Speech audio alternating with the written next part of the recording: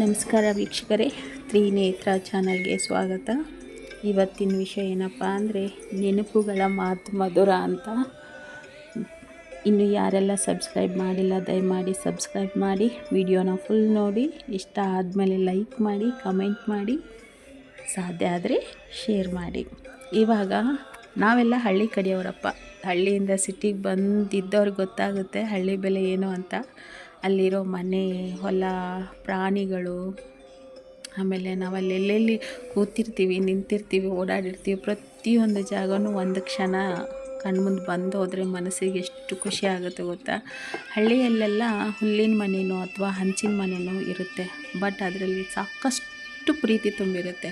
ಒಂದೇ ಮನೆಯಲ್ಲಿ ಅಜ್ಜಿ, ಅಜ್ಜ, ಅಪ್ಪ, ಅಮ್ಮ, ಚಿಕ್ಕಪ್ಪ, ಚಿಕ್ಕಮ್ಮ ಎಲ್ಲರ ಜೊತೆಗೆ ಇರ್ತಾರೆ. ಎಲ್ಲರ ಜೊತೆ ಕೂತು ಊಟ ಮಾಡೋದು ಒಂದು ಚಂದ ಅಲ್ವಾ. ಇನ್ನೂ ಒಂದು ವಿಷಯ ಹೇಳಬೇಕಪ್ಪ ಅಂತಂದರೆ, ಅಲ್ಲಿ ಒಂದು ಮಧುರವಾದ ಬಾಂಧವ್ಯ ತುಂಬಿರುತ್ತೆ. ಅಲ್ಲಿರೋ ಜನರು ಜಾಸ್ತಿ ಹಳ್ಳಿ ಜನ ಬೇಸಾಯನ ನಂಬಿಕೊಂಡು ಜೀವನ ಮಾಡ್ತಾ ಇರ್ತಾರೆ. ಅದೇನೋ ಅಂತಾರಲ್ಲ, ಬೆಳವಲದ ಮಡಿಲಲ್ಲಿ ಬೆವರ ಹನಿ ಬಿದ್ದಾಗ ಒಂದೊಂದು ಬೆವರ ಹನಿ ಮುತ್ತಾಯ್ತದೋ ಅಂತ.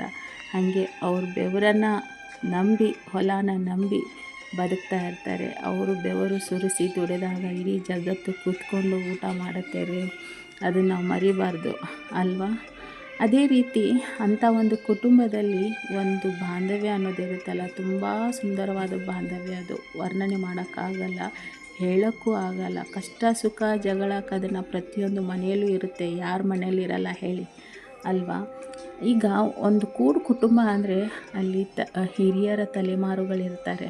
ಒಂದು ಅಣ್ಣ ತಮ್ಮರು ಹೆಂಗಿರಬೇಕು, ಸೊಸೆಯಂದ್ರೆ ಹೆಂಗಿರಬೇಕು, ಮನೆ ಮಕ್ಕಳು ಹೆಂಗಿರಬೇಕು, ಮನೆ ಮಗಳು ಇನ್ನೊಂದು ಮನೆಗೆ ಹೋದರೆ ಹೆಂಗಿರಬೇಕು ಅನ್ನೋದನ್ನು ಹೇಳ್ಕೊಡ್ತಾ ಇರ್ತಾರೆ.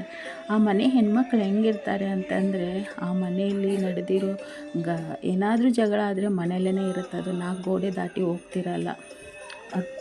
ಒಟ್ಟಿಗೆ ಕೂತ್ಕೊಂಡು ಕೆಲಸ ಮಾಡ್ತಾರೆ, ಒಟ್ಟಿಗೆ ಕೂತ್ಕೊಂಡು ಊಟ ಮಾಡ್ತಾರೆ. ಅವರೊಂದು ಬೇರೆ ಮನೆ, ಇವರೊಂದು ಬೇರೆ ಮನೆ ಬಂದಿರೋ ಥರ ಇರಲ್ಲ. ಅವರು ಸೊಸೆಂದ್ರೆ ಹೆಂಗಿರ್ತಾರೆ ಅಂತಂದರೆ, ಒಂದೇ ತಾಯಿ ಮಕ್ಕಳು ಅನ್ನಬೇಕು, ಆ ಥರ ಬೆಳೆದಿರ್ತಾರೆ. ಕೆಲಸನ ನೀನೊಂದು ಮಾಡು, ನಾನೊಂದು ಮಾಡ್ತೀನಿ, ನೀನು ಈ ಕೆಲಸ ಮಾಡಿದರೆ ನಾನು ಆ ಕೆಲಸ ಮಾಡ್ತೀನಿ. ಏನೋ ಮನಸ್ತಾಪ ಬಂದು ಹಿರಿಯರು ಹಿಂಗೆಲ್ಲ ಮಾಡಬಾರ್ದು. ಒಂದೇ ಮನೆಯದವರಾಗಿ, ಒಂದೇ ಮನೆತನದವರಾಗಿ, ಒಂದೇ ಆಗಿ ಹೋಗಬೇಕು ಅಂತ ಹೇಳಿ ಅವರನ್ನು ಸರಿಯಾದ ದಾರಿಯಲ್ಲಿ ನಡೆಸ್ತಾರೆ. ಅದಕ್ಕೆ ಹೇಳೋದು, ಹಿರಿಯರಿಲ್ಲದ ಮನೆ ದೇವರಿಲ್ಲದ ಗರ್ಭಗುಡಿ ಅಂತೆ ಅಂತ. ಅವ್ರು ಎಲ್ಲಿಂದಲೋ ಬಂದಿರ್ತಾರೆ, ಯಾವುದೋ ಊರಿಂದ ಬೇರೆಯಿಂದ ಬಂದು ಒಂದು ಮನೆಗೆ ಸೊಸೆ ಆಗಿರ್ತಾರೆ.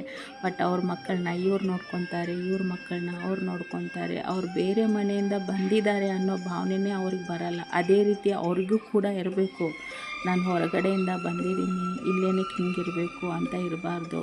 ಅವರಿಬ್ಬರು ಒಂದೇ ತಾಯಿ ಮಕ್ಕಳ ಥರ, ಒಳ್ಳೆ ಸ್ನೇಹಿತರ ಥರ, ಒಡ ಹುಟ್ಟಿದವ್ರ ಥರ ಜೊತೆಯಾಗಿ ಕೂಡ್ತಾರೆ, ಜೊತೆಯಾಗಿ ಬೆಳೀತಾರೆ, ಜೊತೆಯಾಗಿಯೇ ಮನೇನ ನಡೆಸ್ಕೊಂಡು ಹೋಗ್ತಾ ಇರ್ತಾರೆ.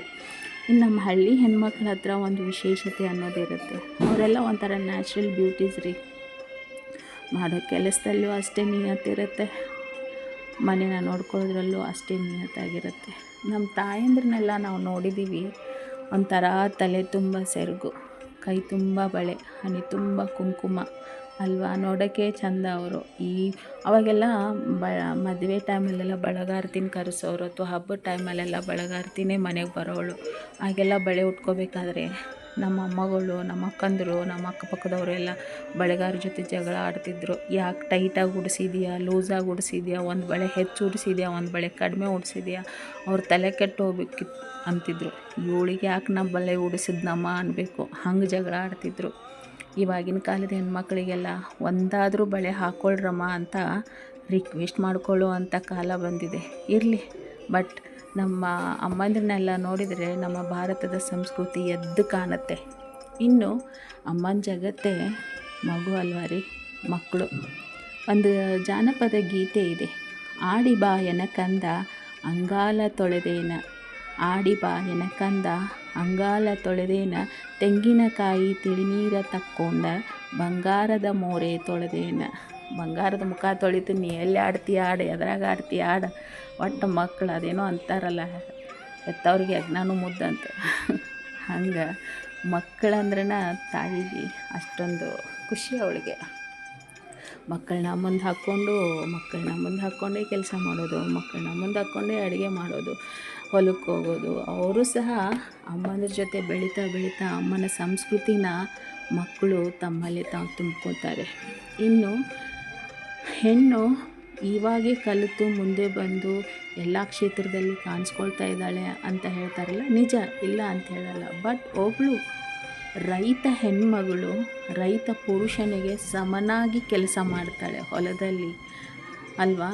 ಅವಳು ಈ ಕೆಲಸನ ಆಗಲ್ಲ ಅಂತ ಹೇಳೋ ಹೆಣ್ಣಲ್ಲ. ಪ್ರತಿಯೊಂದು ಒಂದು ರೈತ ಪುರುಷನಿಗೆ ಸರಿಸಮನಾಗಿ ರೈತ ಮಹಿಳೆ ಕೆಲಸ ಮಾಡ್ತಾಳೆ ಅಂದರೆ ಅದು ಸಾಮಾನ್ಯವಾದದ್ದು ಅಲ್ಲ. ಯಾಕಂದರೆ ಅವ್ರಿಗೆ ಮಾತ್ರ ಗೊತ್ತಿರುತ್ತೆ ರೈತರ ಕಷ್ಟ ಏನು ಅಂತ.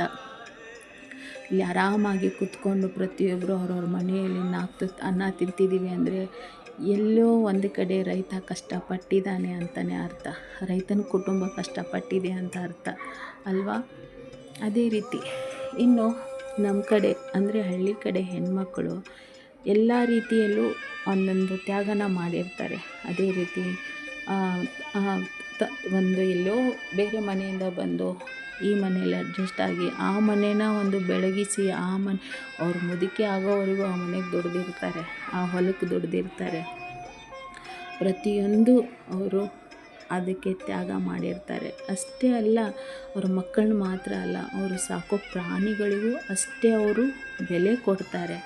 ಎಷ್ಟರ ಮಟ್ಟಿಗೆ ಅಂತಂದರೆ ಅವರು ತಮ್ಮ ಮಕ್ಕಳನ್ನ ಹೇಗೆ ಜೋಪಾನ ಮಾಡಿ ಬೆಳೆಸ್ತಾ ಇರ್ತಾರೆ, ಜೊತೆಗೇ ಕಷ್ಟನೋ ಸುಖನೋ ಅವ್ರನ್ನ ಮುಂದೆ ಹಾಕ್ಕೊಂಡು ಹೋಗ್ತಿರ್ತಾರೆ. ಹಾಗೆ ಅವರು ಸಾಕಿರೋ ಪ್ರಾಣಿಗಳಿಗೂ ಸಹ ಅಷ್ಟೇ ಬೆಲೆ ಕೊಡ್ತಾರೆ. ಒಬ್ಬ ಮನುಷ್ಯನ ಹೆಂಗೆ ಅವ್ರನ್ನ ನೋಡ್ಕೊತಾರೆ ಹಾಗೆ ಒಂದು ಪ್ರಾಣಿನೂ ಕೂಡ ನೋಡ್ಕೊತಾರೆ.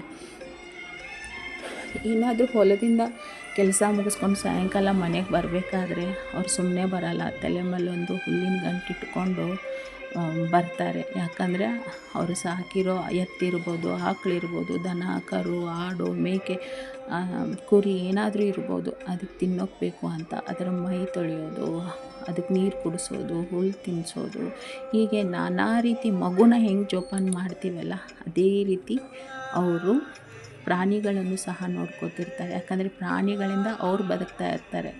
ಹೀಗೆ ಯಾರಿಗೆಲ್ಲ ನಿಮ್ಮ ಹಳ್ಳಿ ನೆನಪಾಗಿದೆ ದಯಮಾಡಿ ಕಮೆಂಟ್ ಮಾಡಿ.